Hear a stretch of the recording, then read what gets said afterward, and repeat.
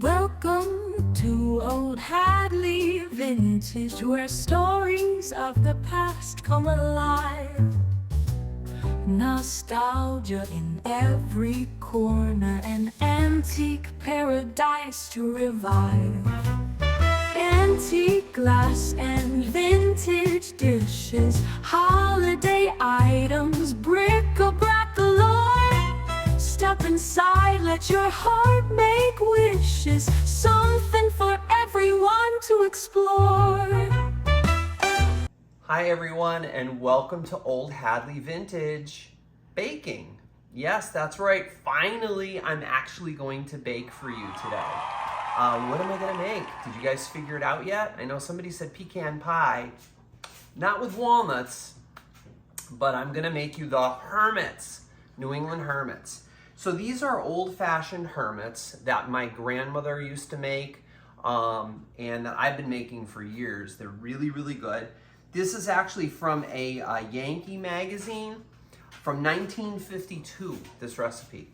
So it's pretty simple. It just has a lot of spices in it. So if you like spicy things, I think you'll really enjoy this. So we're gonna start with getting our spices and our flour all blended together, all of our dry ingredients. And then we're going to do our wet ingredients. Most typical recipes start like that. So what I'm gonna do first is I'm gonna measure out 2 cups of flour. And what I like to do is, this is how I measure flour. Everybody measures their flour differently, and that's perfectly fine. But this is how I do it. Clean hands, of course, always. And if you don't believe me, you can ask Ina Garten. Ina Garten measures this exact way, the Barefoot Contessa. This is how I learned to measure.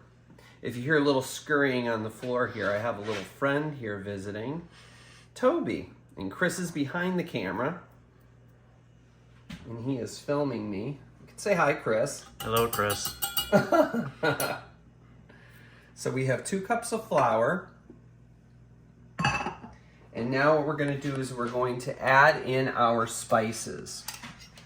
So what our spices are, they consist of, well, first of all, we have baking soda. We have 1.5 teaspoons of cinnamon. We have 2 teaspoons of ground ginger.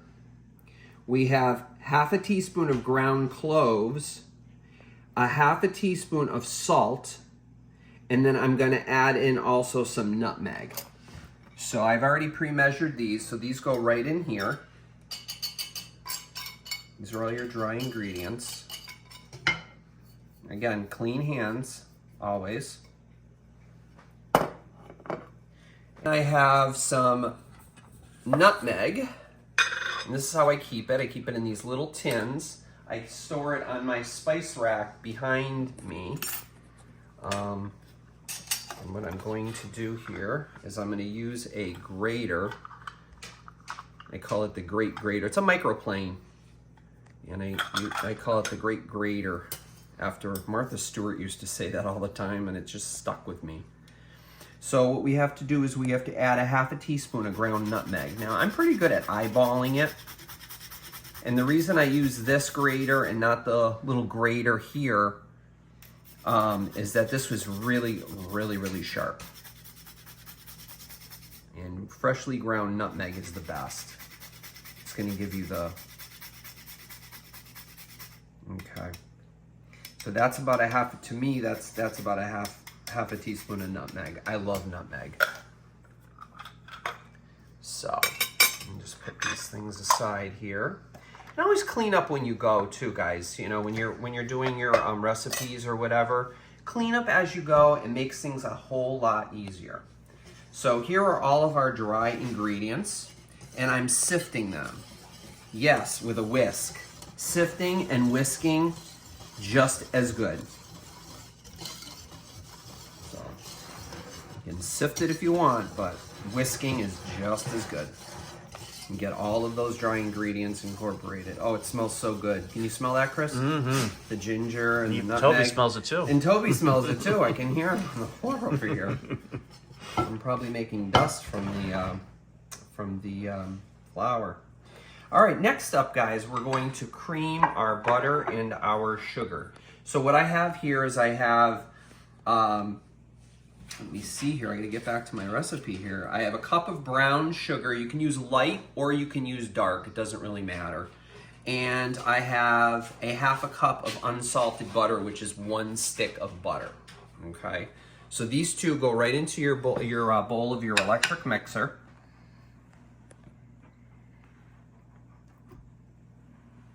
And make sure your butter is at room temperature, or else it's not going to mix. And then we have a cup of brown sugar. I've already pre-measured that. And then we just want to start creaming this together.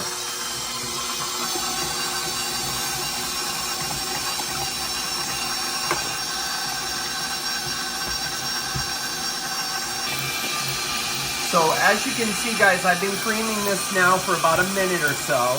And it takes a while for it to come together, but you want to make sure this gets really, really fluffy and incorporated before you add any of your other ingredients.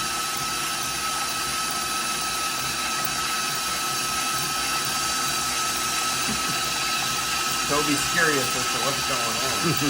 He's speaking.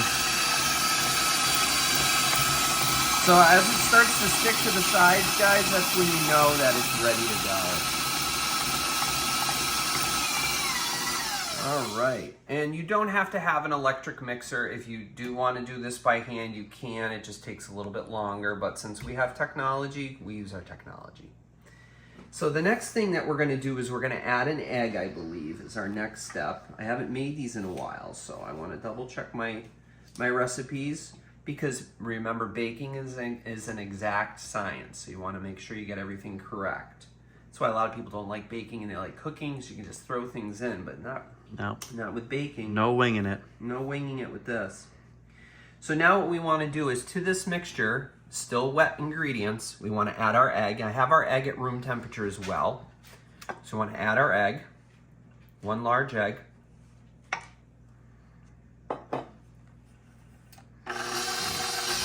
Want to mix that in.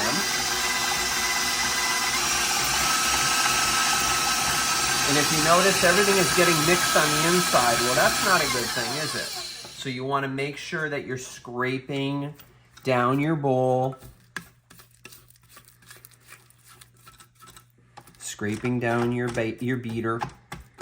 And we always mix wet with wet and dry with dry first. For the most part, before yes. you incorporate everything? That's pretty much the basics of baking, yes. Correct. Smells good. It does. You can smell that molasses already in the brown sugar. If you guys didn't know, brown sugar is basically molasses mixed with granulated sugar, if you didn't know that. All right, and now what we want to do is we want to add in our molasses. We want to add in 1/4 cup of molasses. So this is an old measuring cup. If you guys have not seen this before, this is a Fire King, like the Philby Blue. I know a lot of you guys like your antique glass, so I figured I would show that to you. You can see oven glass. Actually, it says that right on the back. Yep. Fire King oven glass. That's Isn't that better. Cool? I love this this measuring cup. So what we want to do here is we want to put in 1/4 cup. Now, why do I have Pam on the counter here? Well, Martha Stewart used to always say, spray your measuring cup with Pam and anything sticky will just slide out of your measuring cup. I've tried it many times and I just end up using a spatula. So you know what? I don't even bother anymore. So we're gonna pour in, actually what I'm gonna do is lower this bowl so I don't have, all right, we wanna dump in our molasses and just gently scrape it out. I love the smell of molasses. Make sure it's unsulfured molasses. I use Grandma's brand, but you can also use Bear Rabbit. Brer Rabbit brand. I know some areas of the country have that. That's also a good brand too. Not a paid endorsement. Not a paid, yes, no, not a paid endorsement. All right. And so there's our molasses. That's really the key to hermits. So why do they call them hermits, you might be asking yourself? Well, hermits, because of the molasses and the ingredients that are used, they have a very long shelf life. So they can be hidden away for days. And somebody's getting a drink of water. Sorry, everyone. And so because of that, that's why they call them hermits, because hermits tend to like to hide away in their own little areas. Well, these cookies kind of last a long time and have a longer shelf life. You can hide them in your pantry, hence hiding like a hermit. Okay, so that being said, I'm going to continue on mixing all of these ingredients up. This won't take very long.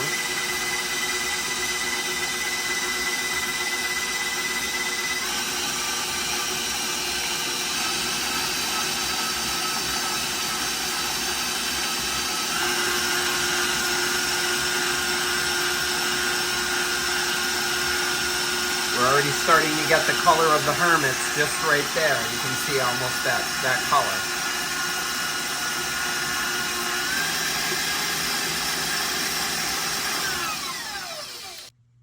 So we have the dry ingredients here, guys. So what we're gonna do now is add the dry to the wet.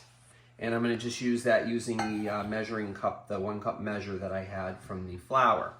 Now you wanna do this gently and slowly and on low speed, or else you're gonna be wearing the flour, so remember that. So I always like to add a little bit first, and then again, low speed, and just mix it in. And then once it's mixed in a goodly amount, you can increase the speed a little bit.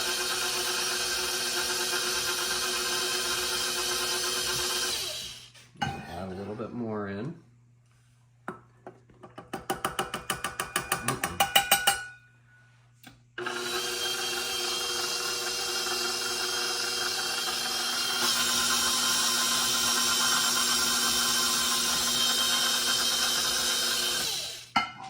You don't want to over mix this. That's why I'm shutting the mixer off in between each scoop, because you don't want to over mix it, because what happens is you get a tough cookie. You've heard that phrase, she's a tough cookie. Well, there you go. And the texture of these aren't really crunchy. They have more of like a cakey-like consistency. So I'm going to just dump the rest in here now, because I don't have much left. So I'm just going to just let that just fall right in there. I'm just going to put this aside here in the sink to get clean. And we will just give this another whirl.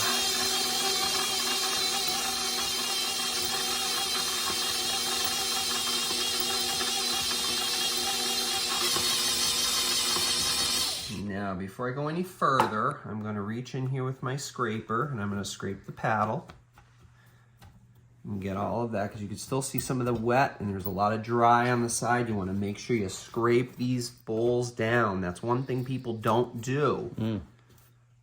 You got to scrape them down.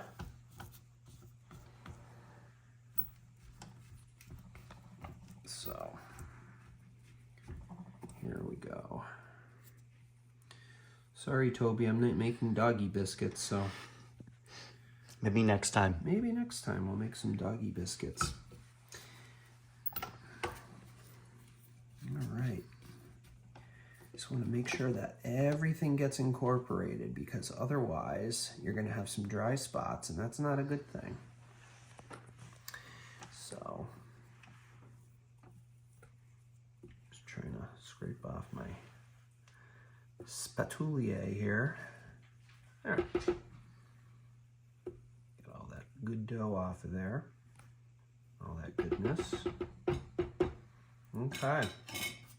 And now we're going to give it another run until you don't see any more of the dry. See how you can still see some of that dry flour on the bottom? You want to make sure all of that stuff gets incorporated.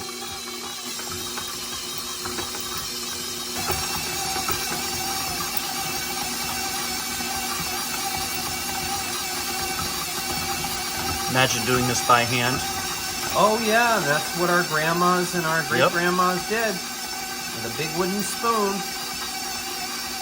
And there you go, guys. See how it's all incorporated, picked up all of that dough? And that is enough. You don't want to go any further. But you're saying, well, what about the raisins and the nuts and the whatever else you're going to put in? Well, you'll see. We don't want to do this any longer in the mixer. So what I'm going to do is get all the dough off of our beater here.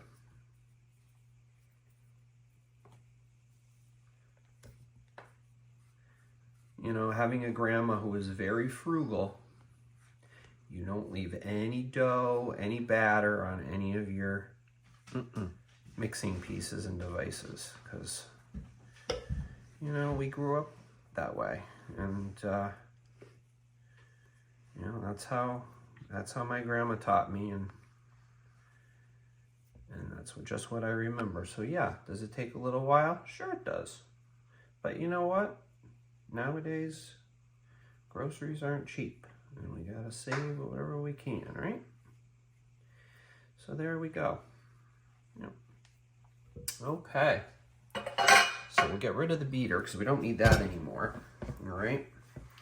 And now what I think I'm going to do is go over and grab myself a wooden spoon.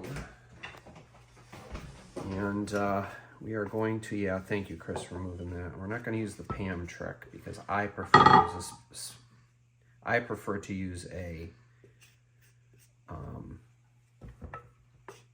spatula, because I think you get more of it out of the jar. Yep. So now I'm going to switch to a wooden spoon. Yep, just to make sure that everything is incorporated. And now we're going to add in the most famous ingredient, and that is the raisins. So the raisins you have, just so I give you the correct quantity here, 2/3 cup of raisins go in. And you want to just mix these guys right in, fold them in, fold it in, you just fold it in. Those of you that like that show Schitt's Creek, you're probably laughing right now. And you just fold it in.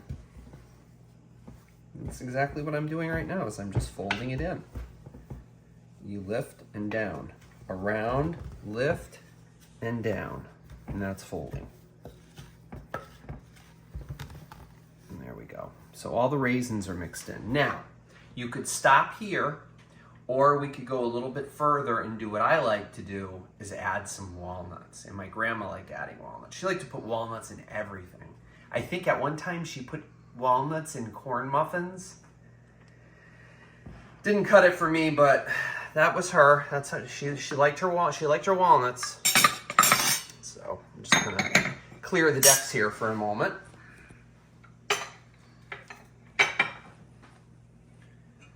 I always like to pick up as I go and get rid of anything I don't need.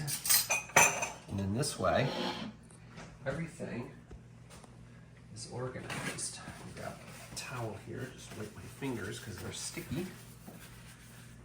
Okay, trash. Okay, so now we're gonna cut up some walnuts. Now, this is basically you can stop right here. You don't have to add walnuts if you don't like nuts, or if you're allergic. By all means, you can stop now. But I like to put a few in, because it just adds a little bit of a crunch.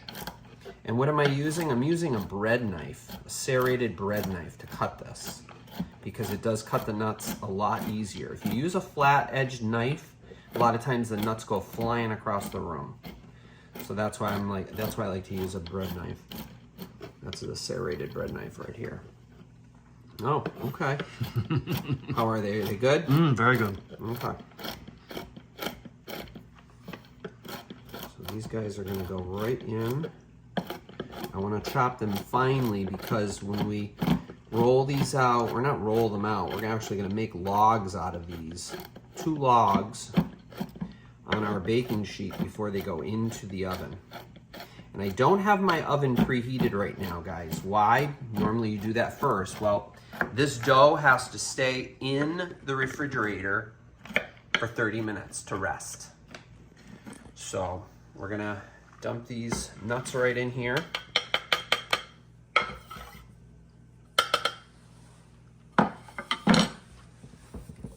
And again, just fold it in and just press those nuts right into the mixture.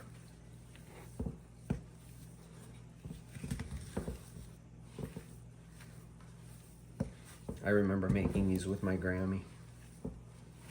Brings back a lot of memories, especially around this time of the year. This isn't really a Christmassy type of cookie or anything, but you know, it's Still baked got good. yeah, and it's got spices in it and stuff, so it's really good, you know?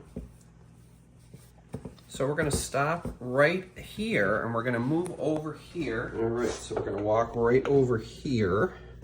And if you notice, I have some saran wrap out on my board. You can either have the industrial length, or what I used is 2 strips of the regular saran wrap, and I just kind of adhered it in the middle so that it sticks together, because this has to go into the refrigerator to chill. So I'm just gonna scrape it out of here and just into a little ball. We're not gonna make the logs yet.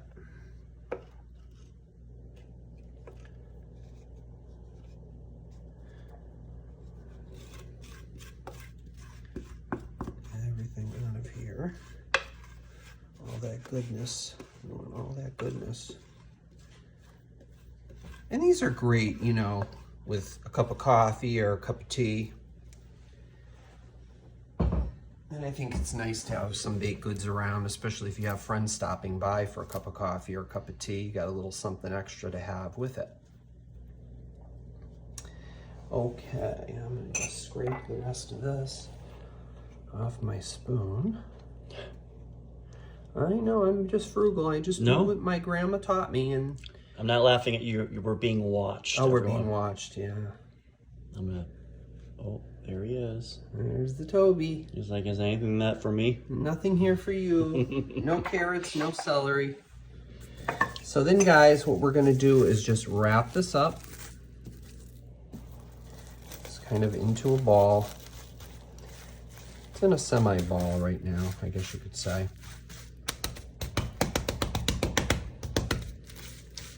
And we're gonna let all those spices get into the flour, and all of those flavors are gonna meld together. And there we have it. And then we're gonna put this into, the refrigerator. We're gonna put it in the refrigerator for 30 minutes, and then we'll be back and I'll show you what the next step is. And we are back with the magic of television. This has rested for 30 minutes in the refrigerator, and we got it back out, wrapped up just the way I put it in. It's a little bit chilled, but not super chilled, so that this way we can cut it in half. Why are we cutting in half? Well, we're gonna make 2 logs on this cookie sheet. So what I do is I'll unwrap this. I just got some parchment here so I don't get any stickiness all over my little marble countertop here. This is made for dough, that's why I have this here. When I roll out my pie dough, I roll that out on this marble slab. So I'm just gonna roll this out, or not roll this out, but put this here. Put that aside for now. I'm gonna grab a knife, and you just wanna cut this in half as evenly as you can, so you can get 2 halves. Sorry, that noise is just my coffee maker. By the way, I have my oven preheating at 375 degrees. I just have a coffee going. Chris and I just had pizza for dinner. And I thought I would have a cup of coffee, and I'm kind of in the mood for coffee. Now I'm going to take the lid off of this, and I'm going to take my little scoop here, and I'm going to put a little bit of flour here And this is just some bench flour for me to dip my fingers into, just so that I can press these flat. Now it's kind of in an odd spot here, so you want to line your cookie sheet with the parchment paper, as you see how I have here, and then you want to just press. I know it looks kind of messy and it looks kind of strange, but this is how you do it. And just keep using some flour so it doesn't stick to your hands. You don't roll it out, you just simply press it out. And I got Toby over here grunting away. I told you I'm not making dog biscuits. This is not for you. Sorry for the noise of my coffee maker, guys, but nothing like a hot percolated coffee. Well, not percolated, that's a drip, but nothing like a hot cup of coffee. And then you just kind of form these into logs as best as you can. Keep stretching them out. You don't want them too thick.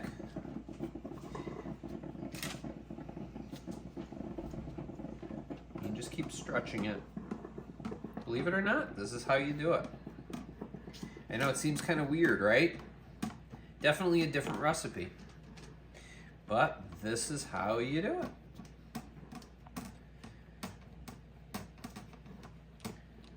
Again, if you don't want the nuts, you don't have to put the nuts in. You can leave the nuts out. But raisins are a must. I know some recipes have those candied, or I think it's citron, candied citron. The green and the different colors. So I'm going to continue doing this, and I'm going to get the other one flattened out the same way, and we'll come right back, okay? So here we are, guys.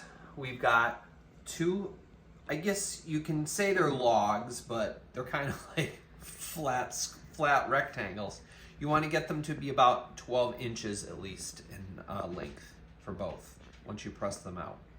So now at this juncture, what you can do is you can sprinkle them with either granulated sugar, or you can use sanding sugar. I actually have some here. Sanding sugar is almost like a crystalline sugar. It's a little bit more coarse.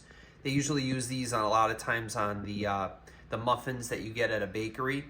So you can sprinkle it with sugar, granulated sugar, this, or you can leave them plain, bake them as is, and then you can make a glaze with confectioner's sugar afterwards. Once they're baked, and when they're almost cool, you can drizzle them with a glaze, which I'll also tell you about. So at this juncture, I think what I'm going to do is I'm going to sugar them. So I'm going to probably use, I think I'm going to just use granulated sugar today, guys. And it's all a matter of taste. You can do however you please.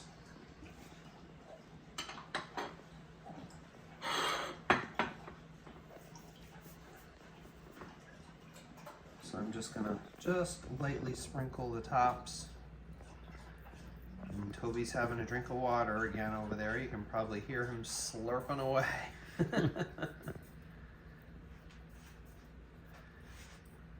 He says, I'm making myself known. I want to be part of this whole video, and everybody wants to know that I'm here. He sure is. So there you are, guys. This is where my grandmother would sometimes stop, but if she felt like it, she would also make the glaze, which I'll tell you about as well once I get this in the oven.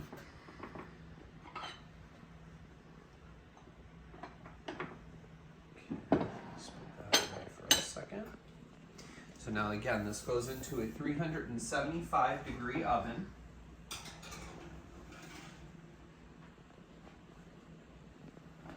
And sometimes what I like to do is I try to remember halfway through, rotate the pan so that all of your baking bakes evenly, because the back of the oven is hotter than the front of the oven. And once things go in the oven, try not to open the door because it changes the temperature, and that's why things don't bake properly for a lot of people, especially cakes and things like that. So there's a little tip for you. Now, as far as the glaze goes, if you do want to make a glaze for it, I do have a recipe for it, but I just want to let you know the remainder of this recipe. You want to bake this for 15 minutes until the center, on the center rack like I have it, and you want to bake it until the edges are just barely crisp. And then you want to remove it from the oven and cool. When it's almost cool, if you want to make the glaze, you're going to put a half a cup of confectioner sugar. This is confectioner sugar, or 10x sugar is another name for it, powdered sugar, and 5 to 6 teaspoons of milk. And you make a glaze with that, with a whisk, and then drizzle that over an almost cooled, log, I guess you could call that. Once they're cooled, then you slice them into bars. And then when they come out of the oven, I will show you what they look like. Once they cool a little bit, I'll cut them into bars, and we'll have a finished product, and then we'll do a little bit of a taste test. Sound good? What do you think, Chris? Sounds great. All right, so we'll be back with a taste test. Okay, guys, so I think they're ready. I'm about to take them out. So let's see what we got here. I've tested them a couple of times on the edge to make sure the edge is dried out. And the edges are going to get a little bit crispy, which they are. They definitely did get a little bit crispy. They did kind of grow together because they did expand, but that is okay. It is not an end all. I'm going to bring them closer to you. Yes, I can put them on top of my marble. Perfectly fine. But I still will put a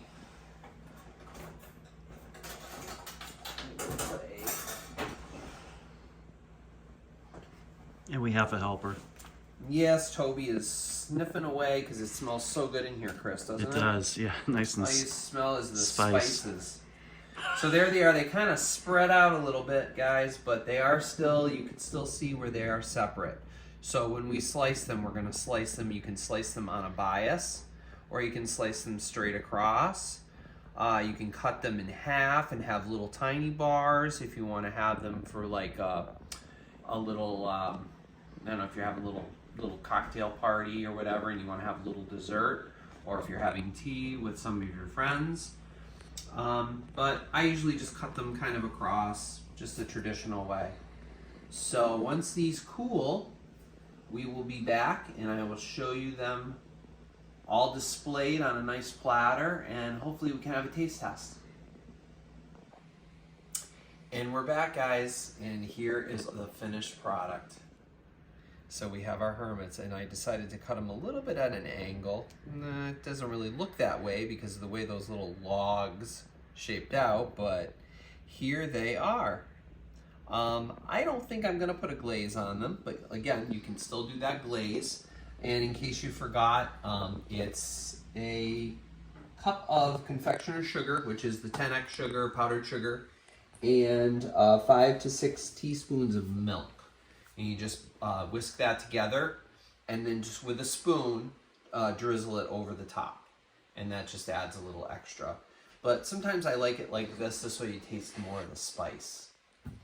So guys, we're gonna have a little bit of a taste test. I'm gonna try a little bit of it. I have a little piece right here, saved for myself, and somebody else is wanting a piece, but he's not gonna get any. Wow. Very good. Chris, do you want a piece now? Sure. Or you want to try it? Yeah? All right.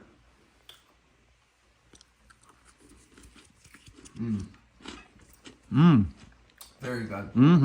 Yeah, they're not super spicy. Not too sweet, not They're too spicy. Not really sweet.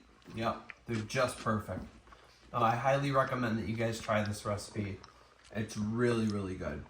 And like I said, it goes great with a cup of coffee or a cup of tea. And so hopefully I can do some more baking videos for you guys. And just so you know, this beautiful platter that they're sitting on is that Cambridge Cascade. Well, guess what? This is going to be for sale tomorrow night at the sale, at the live sale. But not the Tomorrow hermits. is December. Not the hermits. No, the hermits will not be included. So tomorrow is December 8th, at 8 p.m. Eastern Standard Time, I'll be having a live sale. And all of those items right there, which you've probably already seen the preview video of, are going to be for sale. So I look forward to seeing each and every one of you there, as is Chris. And thank you, Chris, for operating the camera for me today. You're welcome. And I hope you guys enjoyed this video. If you did, somebody's watching me. Yes. Toby's a big fan. He always likes to watch these baking videos, don't you? Yes, you do. So anyway, I look forward to seeing you guys tomorrow night at my show. I think it'll be a lot of fun. Be sure to like, share, and subscribe. Thumbs up this video. And let me know if there's any other baking videos or cooking videos that you'd be interested in. I'd love to hear your comments on this video.